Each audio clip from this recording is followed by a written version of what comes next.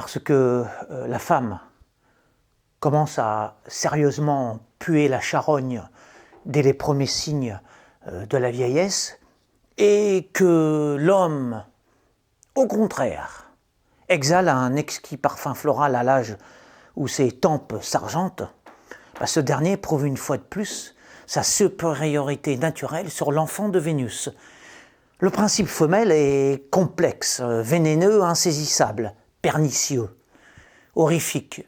Au départ, la femme est belle, bonne, sage, douce, vertueuse, timide. Puis, progressivement, se liquéfie.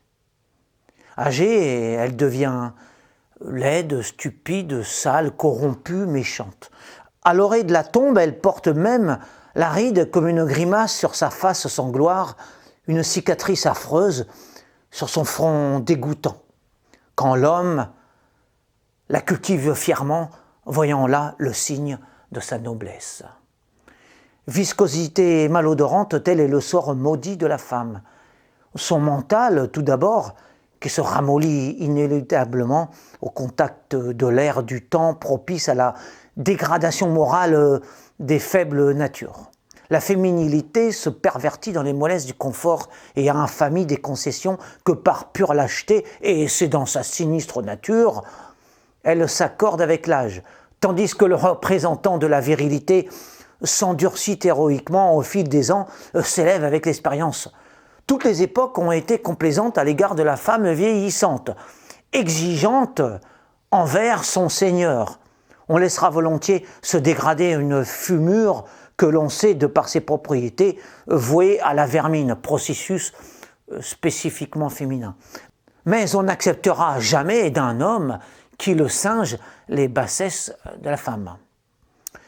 L'antre où se cache certainement de honte l'organe responsable de ces plaisirs malsains a des profondeurs que l'on devine rances.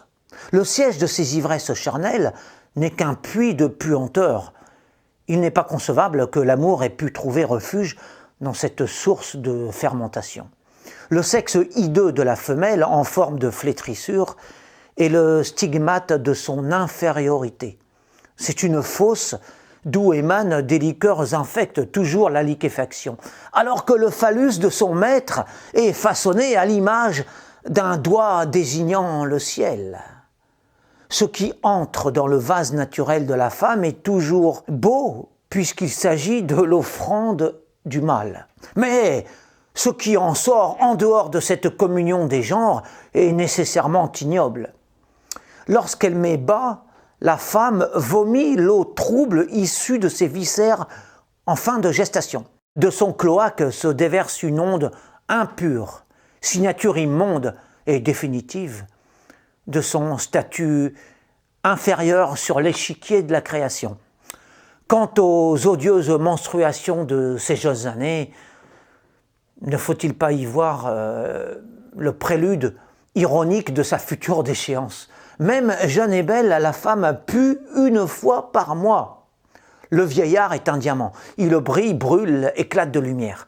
La femme, au départ, est une belle poire qui, malheureusement, tombe bien avant la soixantaine pour pourrir aux pieds de son roi qui, quant à lui, s'illumine de plus en plus jusqu'au dernier jour de sa vie où, même dans les bras de la Camarde, il reste digne, noble et beau.